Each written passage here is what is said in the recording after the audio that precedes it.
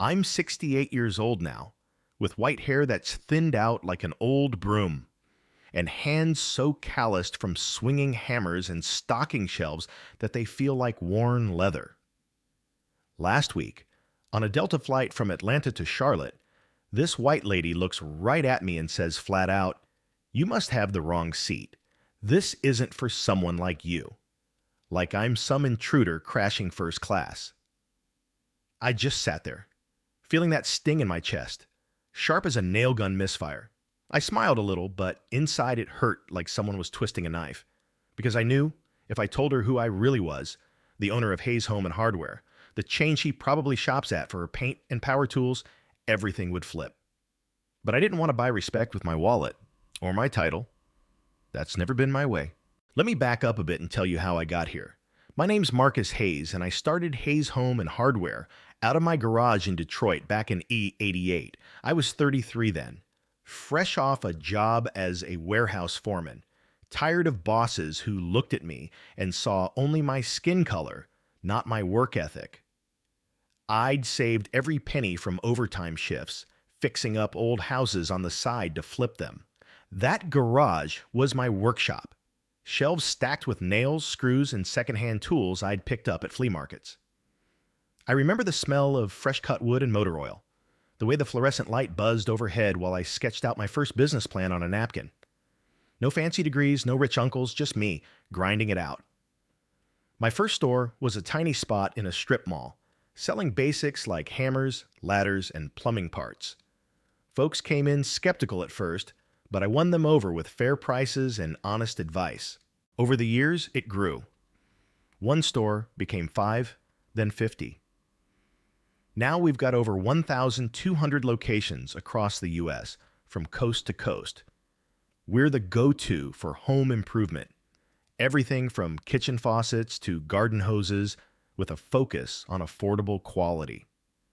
I built it on treating people right, hiring folks from all walks, especially those overlooked like I was. My son's running operations now, but I still pop into stores unannounced, wearing my old flannel shirt and jeans to chat with employees and customers. That's why I fly commercial. No private jets for me. It keeps me grounded, lets me overhear real talk, like how our paint prices stack up against the big box competitors, or if our staff is friendly enough. On this trip, I was heading to Charlotte to check on a new warehouse we'd just opened. Seat 2A, first class. But I dressed down. Faded blazer over a plain tee, my beat-up leather briefcase that my late wife gave me years ago. It holds my notes, a thermos of coffee, and that's it. No flashy watch, no entourage, just me blending in. The airport in Atlanta was buzzing that morning, the kind of humid chaos where everyone's rushing, dragging suitcases and yelling into phones. I grabbed a black coffee from the lounge and headed to the gate. The crowd was the usual mix. Business types in suits, families with kids whining about the wait, and a few folks like me, keeping to themselves. I scanned my boarding pass and walked down the jetway, feeling that familiar rumble under my feet as I stepped onto the plane. The flight attendant greeted me with a nod, no recognition in her eyes, which is how I like it. "Welcome aboard, sir. 2A is right up front." I stowed my bag overhead and settled in, pulling out a paperback mystery I'd picked up at the newsstand. The seat was comfy, leather hugging my back, with plenty of legroom for my long frame. I adjusted the vent, took a sip of coffee, and tried to relax. But that's when she showed up. Her heels clicked like warning shots down the aisle. She was in her mid-50s, I'd guess, with blonde hair pulled tight in a bun, wearing a crisp white blouse and slacks that screamed, "I shop at high-end places." Gold earrings, a designer purse slung over her arm, the type who carries herself like the world owes her a favor. She stopped right at my row, her eyes narrowing as she checked her ticket against the seat number.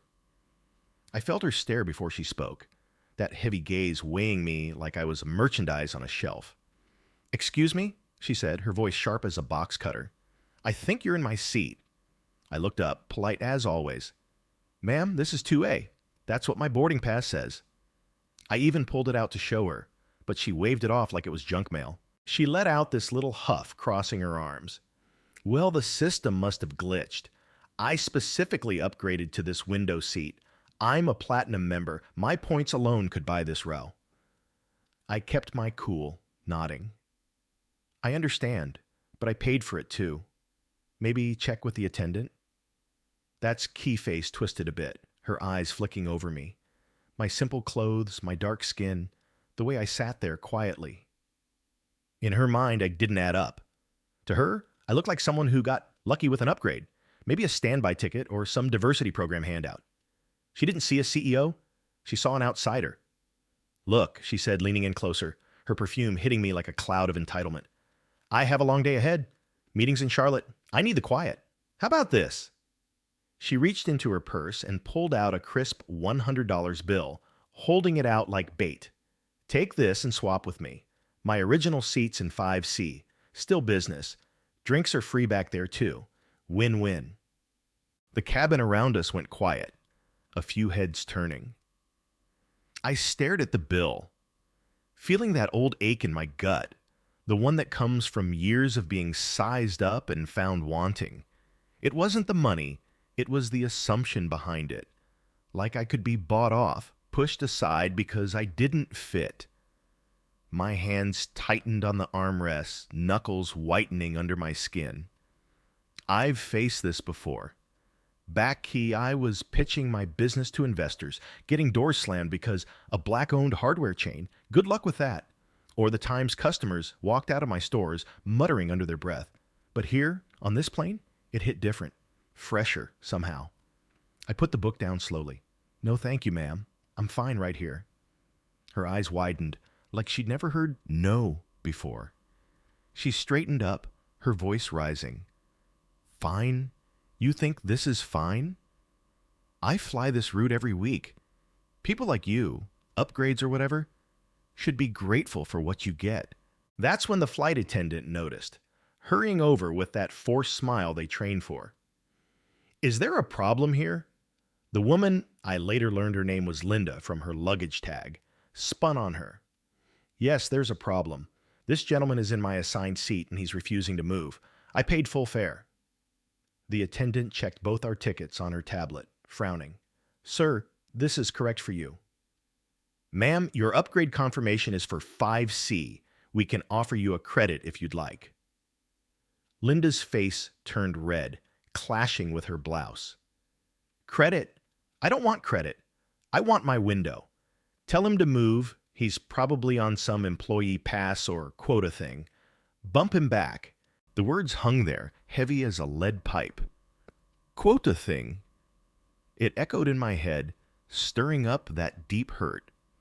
The kind that makes your throat tight and your eyes burn. I've built an empire proving folks wrong about quotas and handouts. And hung hearing it like that, casual and cruel, it cut deep. Passengers nearby shifted uncomfortably, one guy in the aisle seat pretending to read his phone. I took a slow breath, feeling my age in my bones, the way my joints ache after a long day. Part of me wanted to stand up, flash my ID, and watch her world tilt. Nung another part, the tired old man in me, just felt sad. Sad for her, sad for me, sad for how far we've come and how little's changed. If you've ever been looked at with that "you don't belong" stare, comment "I get it" below. I want to know if anyone's felt that same twist in their gut. I sat there, hands gripping the armrests tight, trying to steady my breathing as the plane's engines hummed to life outside the window. The rumble of those engines vibrated through my seat, pulling me back to the moment, but my mind was already drifting to darker places. I could feel my pulse quickening, not from the takeoff prep, but from the weight of her words still echoing. Quota thing. It wasn't just an insult. It was a shove back into the past, reminding me of every barrier I'd hammered through. I let go of the armrests, flexing my fingers to shake off the tension, and glanced out the window at the ground crew waving their orange wands. But inside, I was replaying scenes from my early days, the ones that built the calluses not just on my hands, but on my spirit. Back when I opened that first store in Detroit, the neighborhood was rough boarded up windows on half the blocks, Folks scraping by on factory wages that barely covered rent.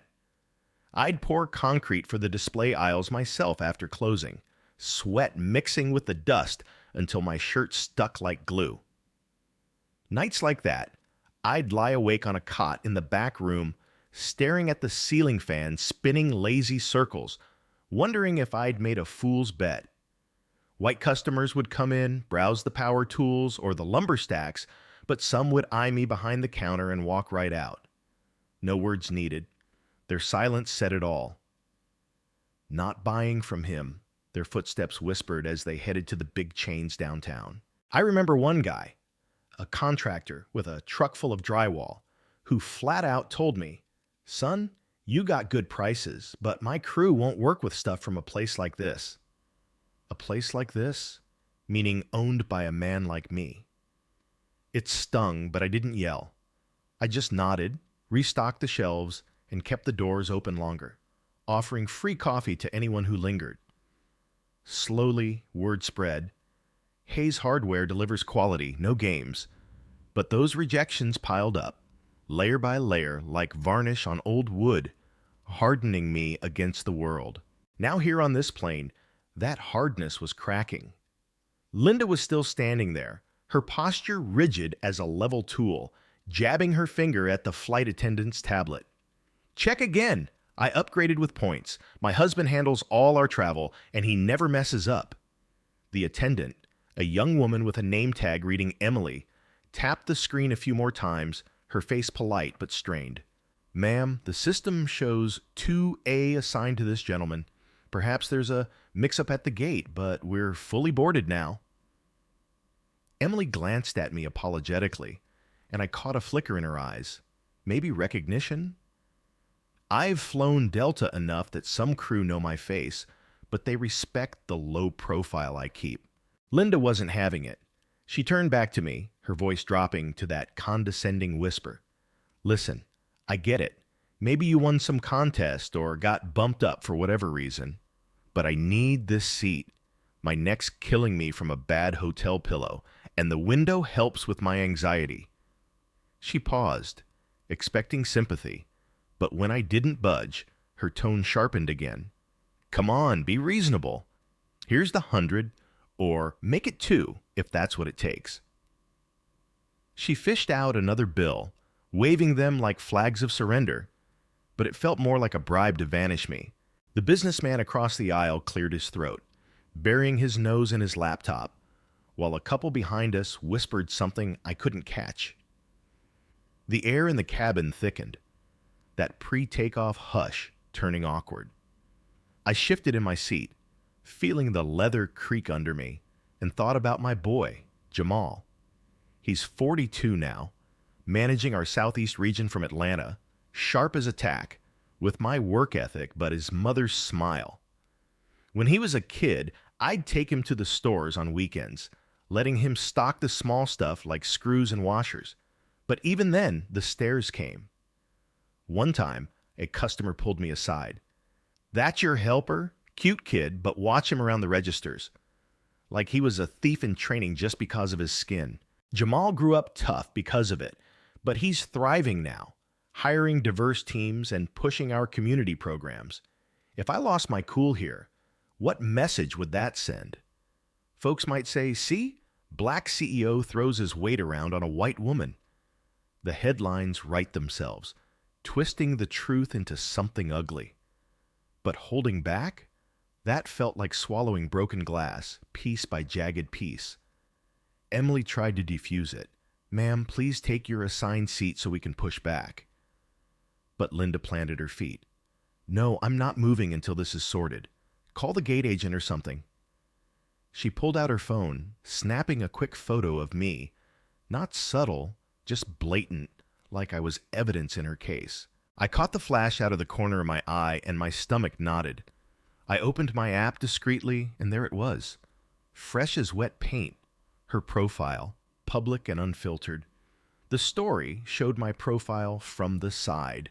Blurred but clear enough. Caption: "This guy in my first-class seat, probably not even paid full fare. Hash first-class problems, hash travel nightmare." My heart thumped harder, a dull ache spreading through my chest. How many likes would that get? I've seen it before. Our store is targeted online by trolls. One viral post last year claimed we prioritized quotas over quality, and sales dipped in certain markets for weeks. I had to rally the team, remind them we're about building homes, not walls. But this? Personal, aimed right at me. I closed the app, rubbing my temples, as memories of the 60s in Chicago flooded back. I'd tag along with my dad to the local hardware store. He was a handyman, fixing leaks for neighbors.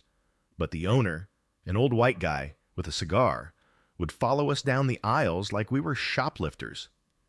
"Don't touch nothing you ain't buying," he'd grumble. Dad would grit his teeth, pay cash, and we'd leave without a word. Later at home, he'd say, "Marcus, one day you'll own your own spot. No one will chase you out." That stuck with me, fueling the late nights studying catalogs, dreaming big. Linda was finally moving, grumbling as she shoved her bag into an overhead bin further back, but not before shooting me one last glare.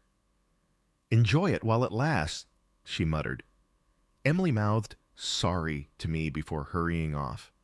The seatbelt sign dinged, and I buckled up, the tightness in my chest growing. My phone buzzed. A text from Jamal. "Safe flight, Dad. Warehouse looks good." I stared at it, wondering if I should tell him. But no, not yet. The plane picked up speed on the runway, the world outside blurring, and I leaned back, closing my eyes against the rising pressure.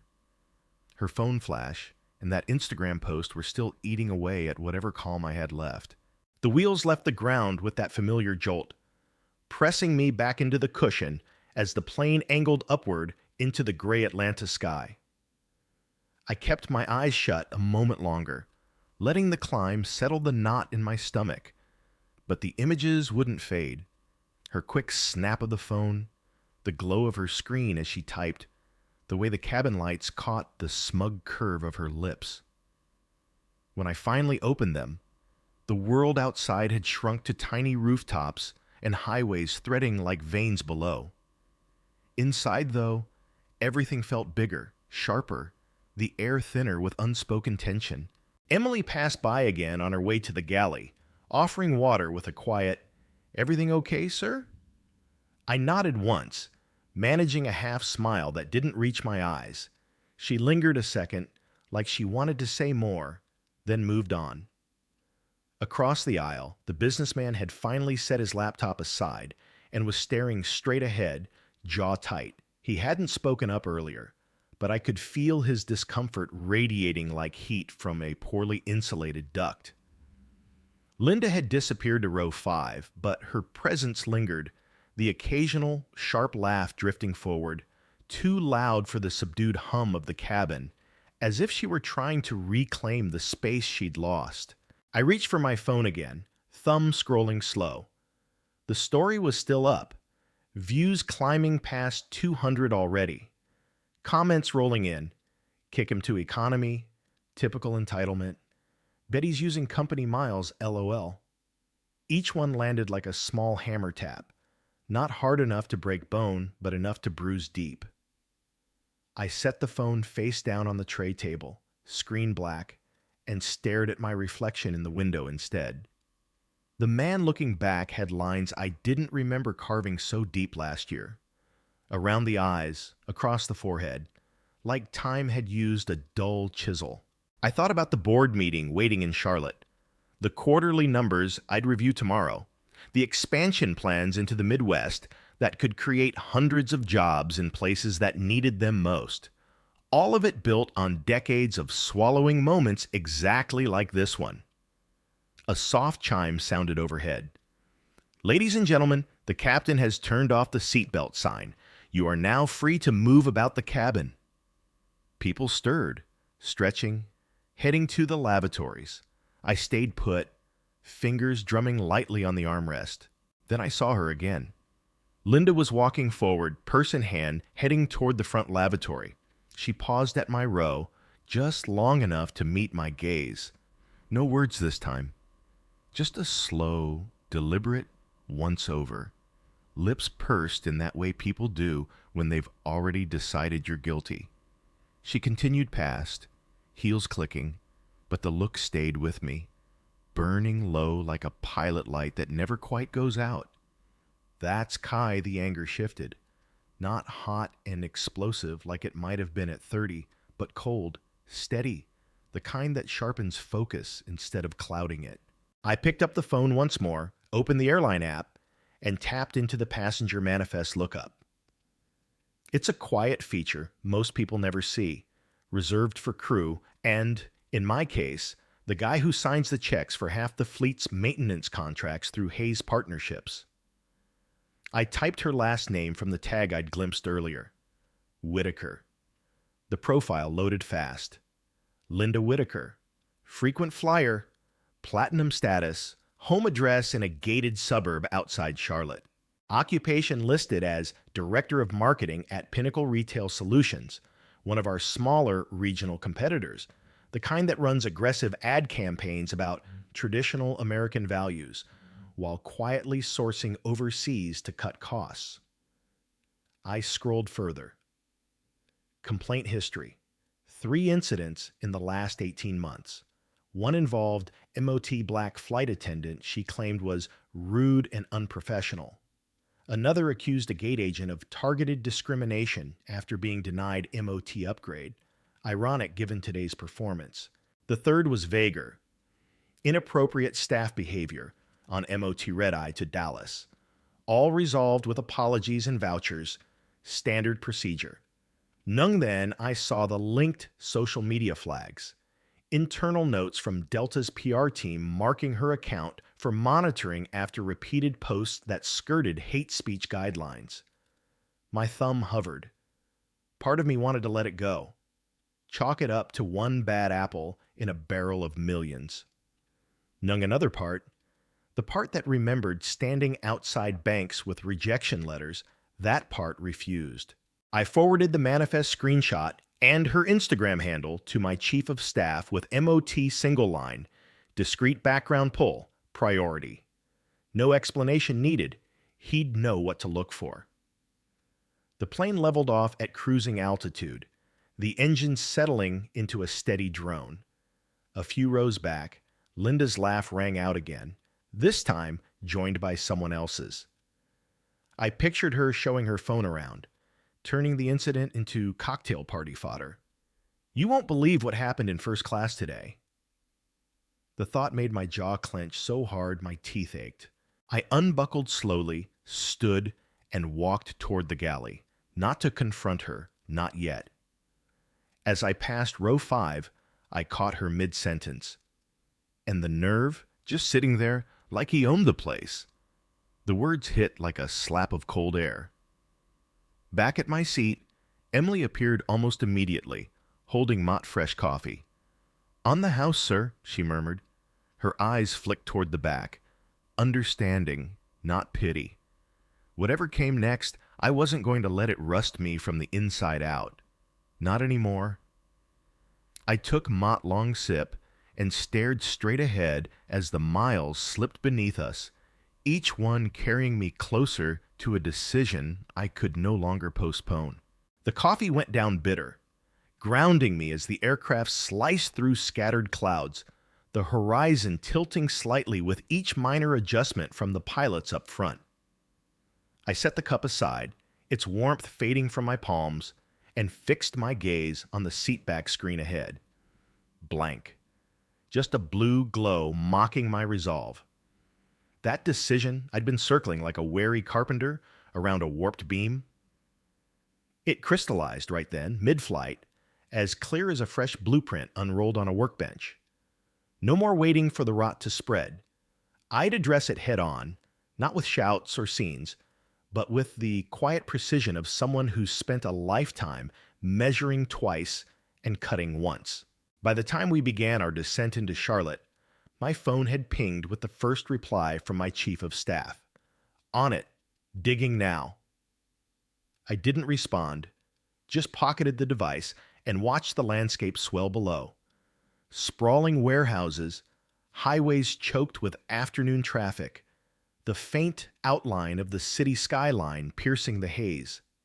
The landing gear whined into place, and the cabin filled with the rustle of passengers gathering belongings. My mind was already on the ground, plotting the next moves like inventory restocking after a big sale. We taxied to the gate smoothly, the engines winding down to moat hush. As folks stood and stretched, I remained seated, letting the crowd thin. Emily swung by one last time. "Safe travels, sir. Hope the rest of your day goes better." Her tone carried a knowing edge. NHU, she'd pieced together more than just my frequent flyer status. I thanked her again, slipping Modi business card into her hand. Not the flashy one, Voy the CEO title, Nungmut plain one with my direct line. "For anything you need," I said low. She nodded, tucking it away. Stepping off the jetway into the terminal felt like emerging from Mott pressure-treated chamber. Air fresher, space wider, and hung the weight on my shoulders unchanged. I headed straight for the rideshare pickup, ignoring the buzz of arriving texts. In the back of the SUV, as we merged onto the interstate, I finally checked. The report was thorough, as always. Linda Whitaker's social media archive, pulled from public records via cached posts she'd tried to scrub. Screenshots of old tweets complaining about diversity hires ruining customer service at various retailers, including veiled jabs at my own chain during Mott's supplier dispute 2 years back. One post stood out. Mott rant about Mott Black manager at Mott Hayes store who didn't know his place when handling her return. She'd tagged competitors, urging boycotts. Then the deeper dive. Emails leaked from MOT Whistleblower Forum, where she'd coordinated Voy like-minded colleagues at Pinnacle to undermine our community outreach programs, labeling them woke pandering. My driver glanced in the rear view. "Everything all right back there?" I must have been gripping the seat edge again. "Just fine," I replied, forcing ease into my voice. But inside, the pieces fit too neatly. Her entitlement on the plane wasn't isolated. It was a Mott pattern, woven into her professional life NHU, faulty wiring, and Mott home build. By the time we pulled up to my hotel downtown, I'd drafted the email to our legal team. Compile and share discreetly with Pinnacle's HR. No threats, just facts. I hit send, then stepped into the lobby, the cool marble floor Mott Stark, contrast to the plane's confined warmth. That evening, alone in my suite overlooking the twinkling city lights, I poured Mo glass of water via sat by the window. The day's events replayed not as anger now, Nahung as Mott somber montage, her bribe attempt, the photo, the whispers. It reminded me of Mott renovation gone wrong. Peel back the paint, you find mold creeping through the walls. I called Jamal, his voice crackling over the line. "Dad, you land okay?" I told him the basics, sparing the raw edges. "Handled," I said. "But son, remind the team, we build inclusion, not exclusion." He paused, then chuckled soft. "Always the teacher. Get some rest." The next morning broke crisp. Sunlight slanting through the curtains, Nohumot-level beam checking for true. My phone lit up with updates. Pinnacle had received the packet overnight. By noon, their statement hit the wires. Linda Whitaker terminated for violations of company values regarding diversity and respect. No details. Nohung the timing spoke volumes. Social media erupted. Her old post resurfacing NHU unearthed nails from Mott demolition site. I didn't gloat. Instead, I posted Mott's simple message from the Hayes account.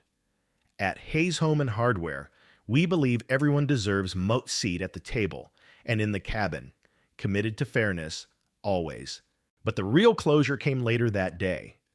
Scrolling through the manifest again, I spotted another name. Mott young man in economy. Dion Riley, Mott student, heading to UNC Charlotte for engineering classes. His bio note mentioned interning at MOT Small construction firm, focusing on sustainable building. It hit close. Reminded me of my early days. I had my assistant reach out.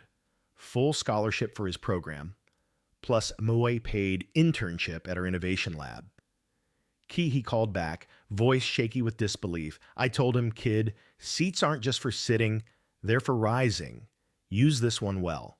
As the sun dipped low, I stood at the window once more, glass in hand. At 68, I'd learned power isn't Mott's sledgehammer for smashing egos. It's Mott chisel for carving paths where none existed. It's showing folks, especially those who've been pushed to the edges, that they belong exactly where they are. Never assume you know the full story of the person next to you. You might just be sitting beside the one who built the whole damn structure. If this tale resonates, voy you, pass it along. Maybe it'll help someone else claim their spot. Drop comment. What would you do in my shoes? Thanks for sticking voy me through the turbulence. Months later, back in Detroit, I stood on the loading dock of our flagship store. The same one I'd opened in that tiny strip mall all those years ago.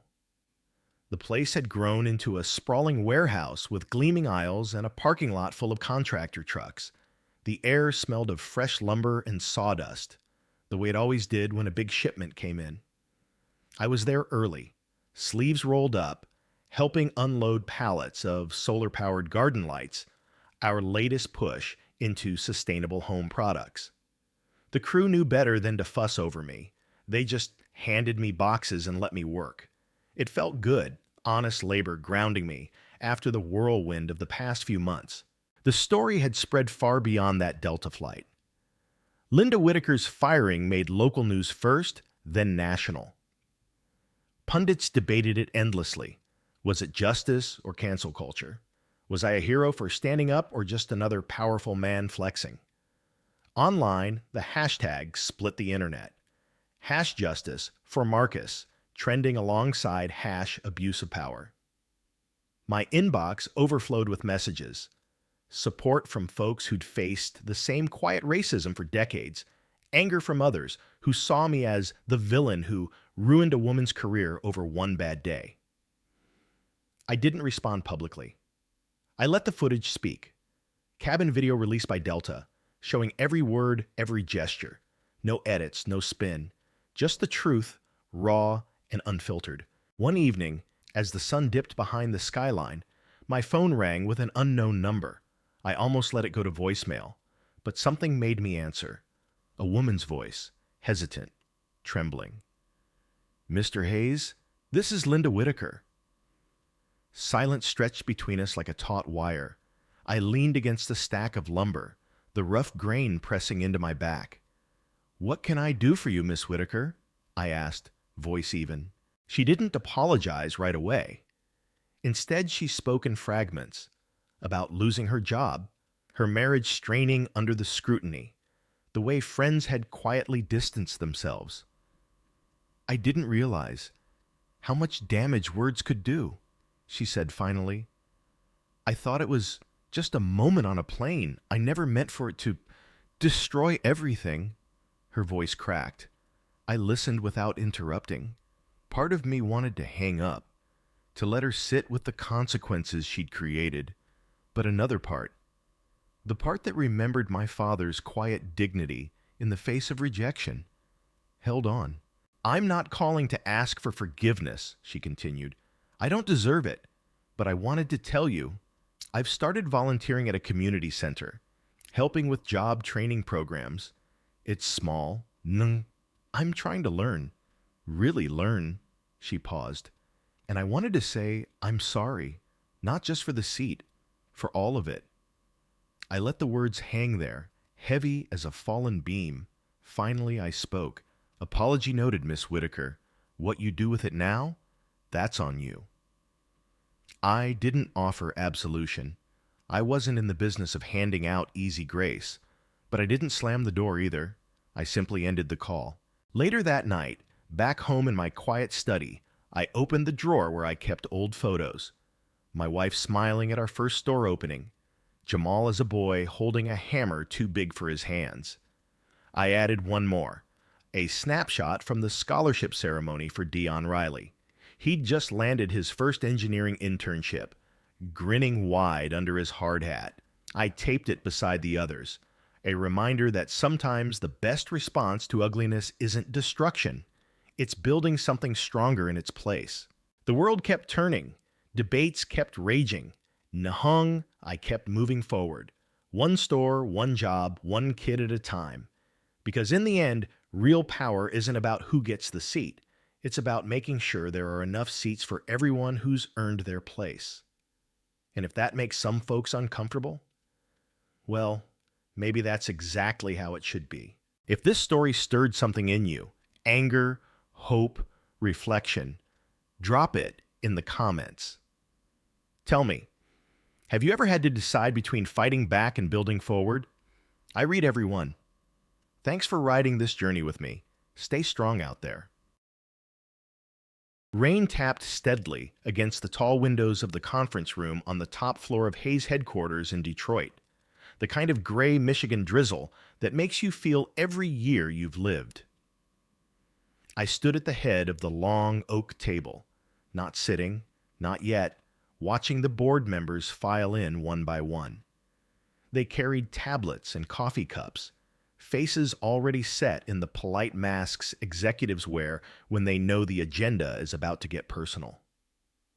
The room smelled of fresh varnish and old ambition, the same scent that had followed me since the garage days. 3 months had passed since the flight. 3 months since Linda Whitaker's name became a footnote in corporate training videos about unconscious bias. 3 months since I stopped checking the comment sections every night before bed. Yet the echo of that single afternoon still followed me like wet footprints across clean tile. Today wasn't about her, though. Today was about something bigger. Jamal sat to my right, tie loosened the way he always did when he was ready to argue. Across from us, our newest board member, Dr. Elena Ruiz, opened her folder with deliberate calm. I cleared my throat once, the sound small against the rain. Before we get to the numbers, I began, I want to talk about something that isn't on the slide deck. Heads lifted, a few exchanged glances. I walked to the window, hands clasped behind my back, watching water streak the glass in slow rivers. Some of you saw the headlines, I continued. Some of you lived through the calls from reporters. A few of you even got hate mail because your name was attached to mine. I turned to face them. I didn't ask for any of that. But it happened. And because it happened, I spent the last 3 months asking myself one question over and over. What do we do, Kai, the spotlight finds us? Not because we chased it, hung because someone else decided we didn't belong in the light to begin with. The room stayed silent. No one coughed. No one checked their phone. I built this company so people could walk into a store and buy a hammer without wondering if the man behind the counter was going to judge them. But that day on the plane reminded me, the work doesn't stop at the front door. It follows you onto planes, into boardrooms, into conversations you never asked to have. I moved back to the table and placed both palms flat on the wood. So here's what we're going to do. I nodded to Jamal. He tapped his tablet, and the screen behind me lit up. Not with quarterly revenue charts, neon with a single photograph. Dion Riley standing on a job site, hard hat tilted back, laughing with a group of apprentices. Dion is 23, I said. Engineering student. He's interning with us now. Next year, he'll lead the design team on that house you're looking at. And every nail, every 2x4, every solar panel in that build is going to carry the message, you belong here. Not because someone gave you a seat, because you earned the whole damn house. A ripple of nods moved through the room. Elena leaned forward. And the funding? Redirected from the executive retreat budget, I answered. No more golf in Scottsdale. We're building homes instead. Someone, our CFO, Tom, let out a short laugh that wasn't entirely amused. Marcus, that's 7 figures. I know exactly how much it is, I replied. I signed the checks. The laughter died. The rain kept falling. I looked around the table, meeting every pair of eyes. We're not doing this to make headlines. We're doing it because the next time someone looks at one of our employees or one of our customers and thinks they don't belong, I want them to remember this company said otherwise with steel and concrete, not just words. Jamal spoke then, voice steady. We've already got permits filed in 3 cities. First groundbreaking is in 90 days. The room exhaled as one. Not agreement exactly, more like recognition that the ground had shifted under us all. I sat down at last, the chair creaking under me like an old friend. Outside, the rain began to ease, turning to motte-fine mist that caught the late afternoon light via turned it silver. Later, the meeting broke, Elena stayed behind. You didn't have to do that today, she said quietly. You could have let the story fade. I looked out at the city again, wet rooftops gleaming, traffic moving in patient rivers. Maybe, I answered, but fading wasn't the point. Shining was. She nodding once, then left me alone with the rain and the quiet. I stayed until the building emptied, until the only sound left was the soft drip from the gutters outside. Then I picked up my coat, turned off the lights, and walked to the elevator. The doors closed with gentle chime, and for the first time in months, the weight in my chest felt lighter, not gone, hung redistributed, Enhu load-bearing walls properly placed. Some stories don't end with forgiveness or revenge. Some envoy foundations being poured, deep and wide, so the next generation can build taller. I stepped into the lobby. VA walked out into the clean, damp air. The city smelled like wet pavement and possibility, and I kept walking.